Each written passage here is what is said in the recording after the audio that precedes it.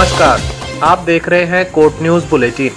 छितौली में पिछले दिनों एक मकान में पेट्रोल बम फेंकने के आरोप में विराटनगर पुलिस ने 2 आरोपियों को गिरफ्तार कर लिया है।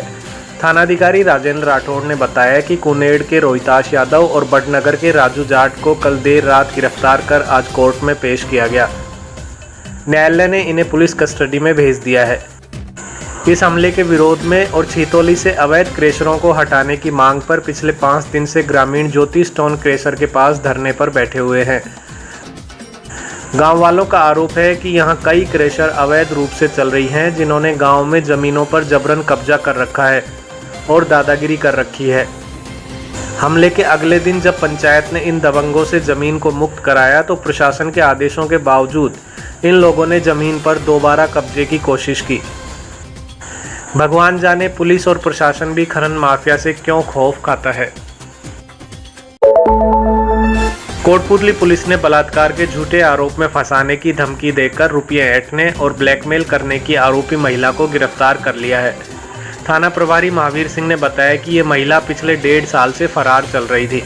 मूल रूप से ये नारनौल के सदर थाना इलाके की रहने वाली है, लेकिन फिलहाल विराटनगर तहसील के जयसिंहपुरा में रहती है।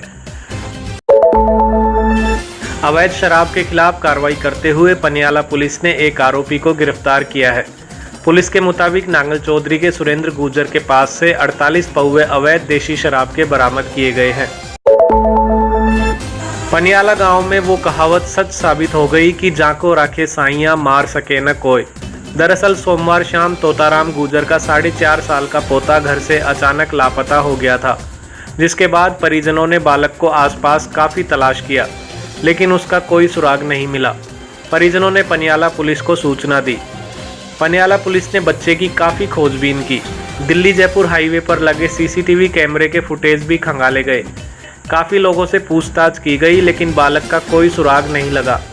गांव के सभी खुले कुओं और नालों में तलाश किया गया। सुबह फिर से कुओं में तलाश की गई तो घर से थोड़ी दूर एक कुएं में बच्चा गिरा हुआ देखा। एएसआई रामनिवास और रतनलाल ने बताया कि पुलिस ने ग्रामीणों की सहायता से खाट के रस्सी बांध के नीचे उतारा। इस रेस्क्यू ऑपरेशन में बालक को सकुशल बचा लिया गया। हैरानी की बात यह है कि करीब 100 फीट गहरे कुएं में 5 साल से भी छोटा बच्चा 20-22 घंटों तक भूखा प्यासा पड़ा रहा। इतनी ऊंचाई से गिरने पर बच्चे के हाथ पैरों में गंभीर चोटें जरूर आई हैं। फिलहाल बच्चा खतरे से बाहर है और एक निजी अस्पताल में उसका इलाज चल रहा है। तो लगी कहाँ यहाँ पुलिस वाले आए, फिर हम तो डोली में कहीं ना कहीं निकल गया होगा, साथ में कोई लावने वाले साथ में है। यहाँ फिर उनके खोज कर फिर इनको बुलाया, फिर उन्होंने मदद करी, भगदौड़ के खुद कोशिश करी।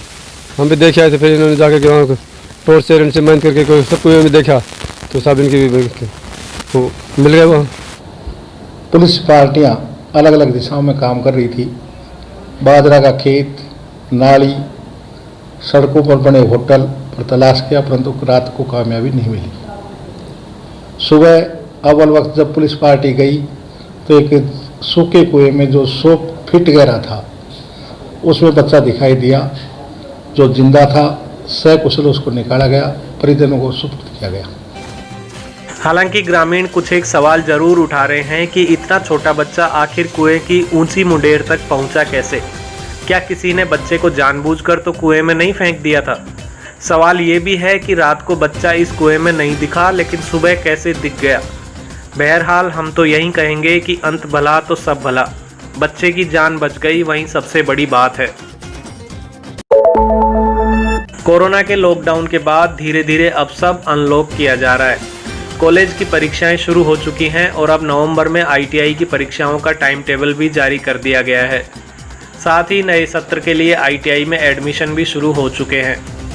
कोटपुतली में श्याम मंदिर के पास स्थित शारदा आईटीआई के निदेशक जीएस यादव ने बताया कि अब परीक्षाओं में 1.5 महीने से भी कम वक्त बचा है, इसलिए वह बच्चों को बेहतर परिणाम के लिए विशेष तैयारी करवा रहे हैं। यहां पर इलेक्ट्रिक और फिटर ट्रेड में 200 से ज़्यादा बच्चे पढ़ रहे हैं। यादव ने बताया कि बेहतर परिणामों से बेहतर प्लेसमेंट की संभावनाएं ज़्यादा हो जाती हैं। पिछले कुछ साल में उनके आईटीआई से काफ़ी छात्र अच्छी कंपनियों में प्लेसमेंट पा चुके हैं। आगामी जो परीक्षाएं होंगी उसका डीजीटी विभाग द्वारा टाइम टेबल जारी किया गया है। 2 नवंबर से 18 नवंबर तक परीक्षाएं चलेंगी। उन परीक्षाओं में आने वाले सिलेबस को पूरा कराया जाएगा और फिर परीक्षाएं कराई जाएँ। यहाँ दोनों ट्रेडों को मिलाकर कुल टोटल 11 यूनिट है, 220 की स्ट्रेंथ है। उनको समय के अनुसार उनको अलग अलग समय पर बुलाया जा रहा है और प्रशिक्षण को पूरा कराया जा रहा है। नए एडमिशन स्टार्ट है और उसके लिए राज्य सरकार के द्वारा जो ऑनलाइन प्रक्रिया चलाई गई थी उसको उसके बाद में जो डायरेक्ट एडमिशन है वो प्रक्रिया हमारी चल रही है।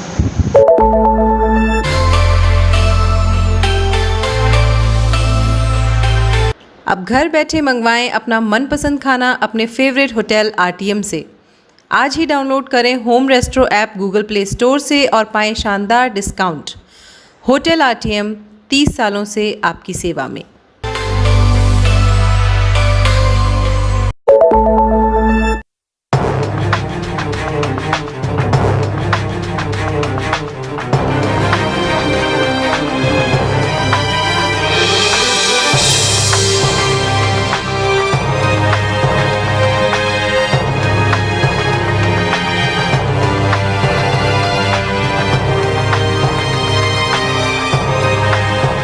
पंचायत चुनाव की सबसे बड़ी कवरेज देखिए मेरे साथ सिर्फ कोट न्यूज़ पर।